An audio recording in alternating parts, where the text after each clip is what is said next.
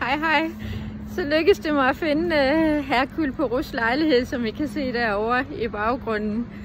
Den hedder i Hercule Poirot-film, og i Agatha Christie's bøger, så hedder det stedet Whitehaven Mansion. Men her i virkeligheden, der her det er altså Flowery Court. Og det har været lidt besværligt at finde, som I kan se på mit hår, så har jeg været i regn og vind for at finde stedet, fordi Google Maps den blev ved med at føre mig bare rundt og rundt i cirkler. Og der var sjovt nok ingen her i området, som vidste noget om den her bygning, Whitehaven Mansion.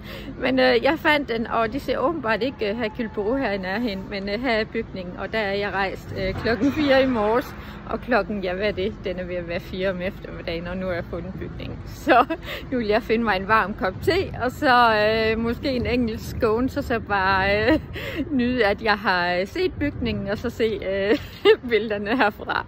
Fundet i hvert fald, og så den kryds i dag. Hej hej.